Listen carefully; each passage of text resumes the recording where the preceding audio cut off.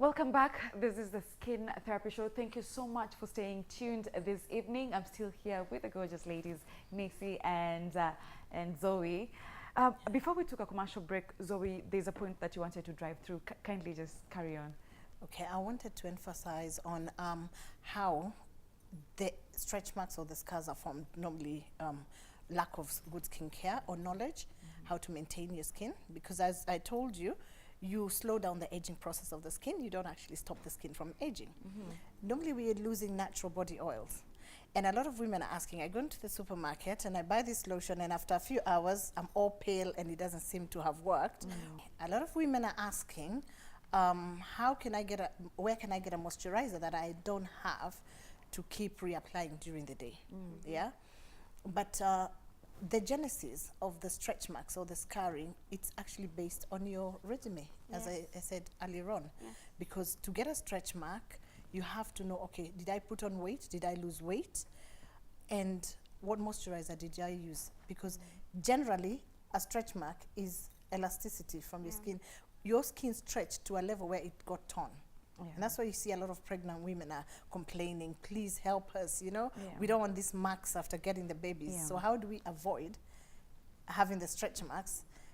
By using a good moisturizer, the elasticity level. So the more you stretch, the more the body can accommodate the stretch, and then you don't scar as much. And then after, for instance, you have thin people, if I say slim, yeah, and they have stretch marks. Why? Because also they put on weight and they lose weight. So that means the capacity of their skin elasticity is not too good. So it's stretching to a certain level and it breaks. So it forms the scar, and if not taken care of, it becomes a keloid. Actually, stretch marks are more or less also keloids because they don't heal. You see defined lines. But with my experience, because I was in the industry and I knew the secret before, I've used good moisturizers, and I can say to many women, please invest on your body, because the moisturizers I put after even the pregnancy, I don't have stretch marks. So they disappear because of the elasticity level. So you invest on your skin. The other thing maybe to add is as much as you're using a good moisturizer, some things are like taking a hot shower. We enjoy hot showers, but sometimes we do not know what that does to our skin. It really strips us from all the oils, from all the oils from our skin. And if you're not using a moisturizer that will help supplement these oils, basically you're leaving your skin very dry, and therefore it's very brittle. And with any stretch, even just moving your arms, you are breaking your skin, you're damaging your skin, because one, you're not moisturizing it very well, and you've used really hot water, you're in the sun the whole day. So basically, such small things as just using like good lukewarm water, almost warm, very warm water, is good when you're taking a shower, but not hot water. As much as we enjoy it, it is not good for us. So does that mean that gymming can cause stretch marks? Gymming can cause stretch marks because you are lifting, you're stretching your skin. And if you're not using a good moisturizer and you're not eating well, you're basically breaking your skin every time. Because if you're gymming, you are gaining muscles. And when you're gaining muscles, your skin is stretching. So basically, if you're not using a good moisturizer, supplemented by good diet and good skin regimen, you will have the scars and stretch marks. Okay, all right. So how do they appear on black people as compared to white people? I have read about it, and what I read about was dark skin is more prone to stretch marks than light skin. This is something that we need to research more about and learn why we are prone more to stretch marks, but it's a fact that is out there. We are more prone to stretch marks. I can maybe address it. Zoe, why do you think that is the reason behind it? For me, there are three ways always. It's what we look at. Black or colored, as we called, is the melanin level, because you have all color, different shades, and we have the Caucasian and the black skin, and then you have the in between. The environment is key, diet and genetics. There's always a balance, because you can have somebody who's very dark skinned and you can't trace a stretch mark, black beauty. Yet you can have somebody who is very fair skinned and you can see the veins running through all the stretch marks. As you said, there's a balance. Black skin has melanin, genetics. More fair skin, the less melanin, So the melanin level is how fast your color is being restored into the into your body, so you have more color. The darker it is, and the environment, tropics, vitiligo, black skin. So you're shedding skin, melanin. So you see, so if this person has vitiligo, she's shading her melanin and she's becoming more white. So if she has stretch marks, what happens? They can also become white or remain black. But the black skin is so complex. Even today, there's a research about black skin. It don't age so fast. But we make it age fast by not having the knowledge of the products to use. On the same note, I just wanted to ask you, is there like a different appearance of stretch marks as per how severe it is? Yes, it is. Yes. There's the one, there's the one who uses skincare, and there's one who really doesn't care. Yeah. There's I'll say the woman in the village, okay, who has just one moisturizer that works, or maybe a traditional method, yeah, of keeping moisture, and they use cow oil in the ears, and they said probably we didn't need all what you have in the market today, and we have beautiful skin.